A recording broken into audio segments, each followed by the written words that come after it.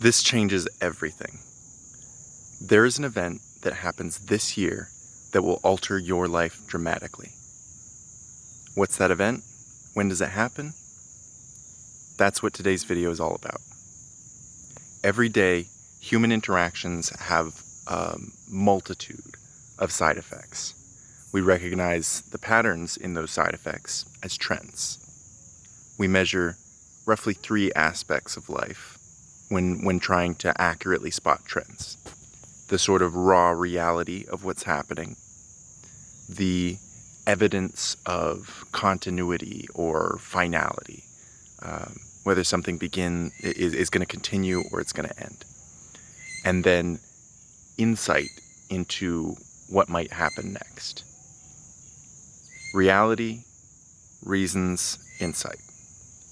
How effective we are at determining those 3 pieces will determine whether we live in poverty, rise to the mountaintop, or wallow in mediocrity.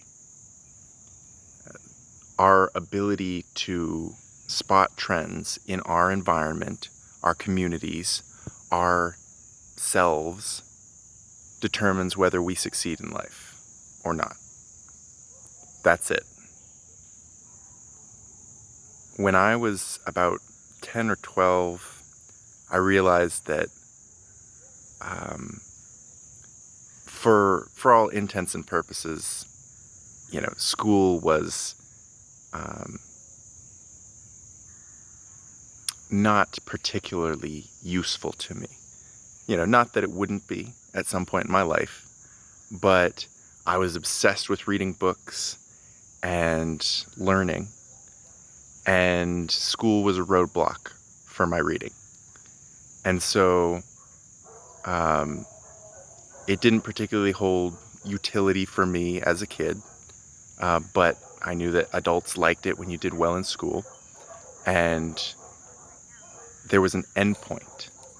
And so if there's an end point, that means that there's a certain amount you have to do to reach that end point.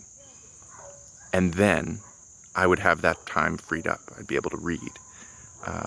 And so while I was homeschooled, I excelled because we could make our own pace. I remember getting up early in the morning, and I'd go to my desk. We had these wooden desks with roll-out drawers and sort of a top that folds down. And I'd start school before my siblings so that I could be done before them. And, I'd finish in the early afternoon. And then I would get up earlier and I would finish at noon.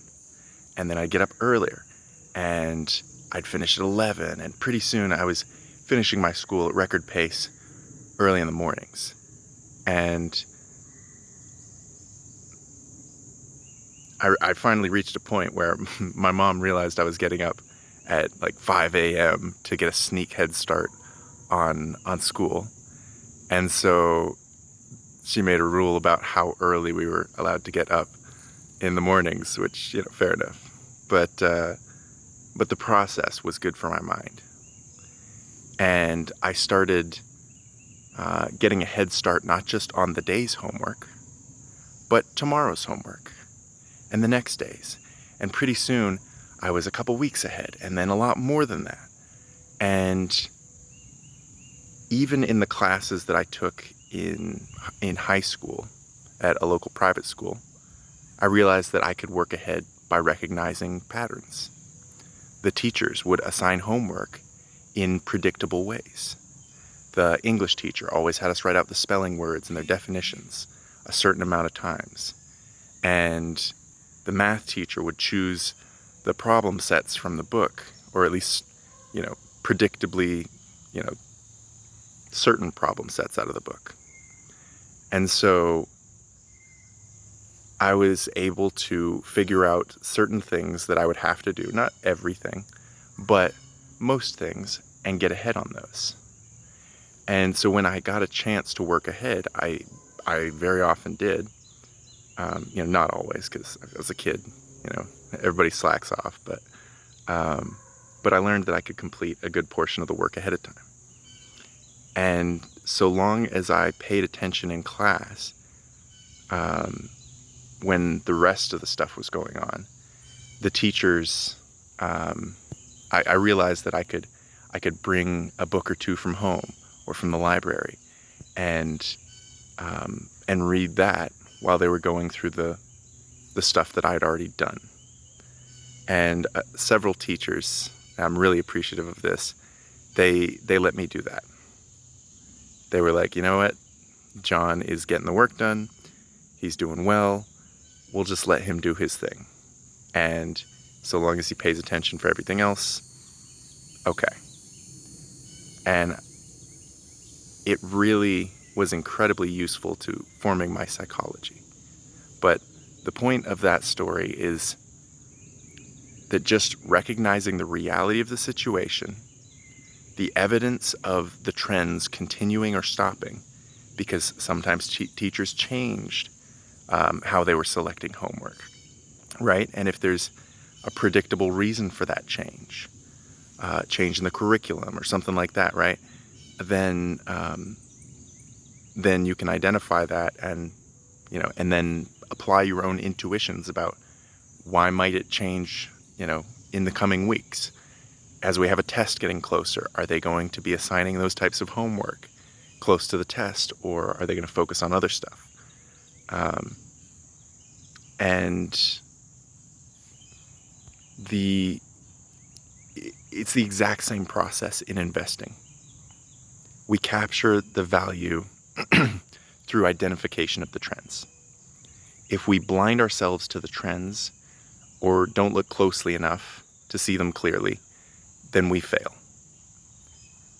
If, as a kid, you looked out a foggy window in the winter and you saw round white objects stacked on each other outside, you might have immediately raced outside, got your hat and your gloves, and super excited at the prospect of a snowman, only to realize to your dismay that white garbage bags can be round and white as well. So we need accuracy in our trend spotting, because if we don't look deeply enough, it's basically as bad as if we didn't look at all.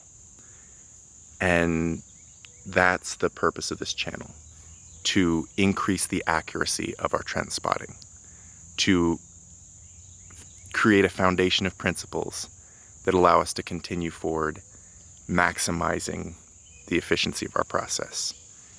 Everyone gets blinded from time to time, most often by our emotions than by anything else. Never underestimate your ability to block out the evidence against your thesis because you want a certain thing to be true. I got a wake-up call recently.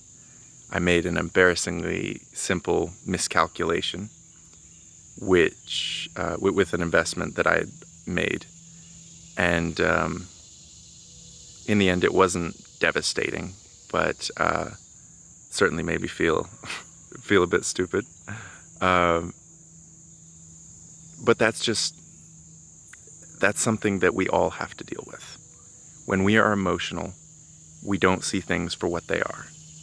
Our mind tells us what we want to hear to protect us. And sometimes that can have very negative consequences.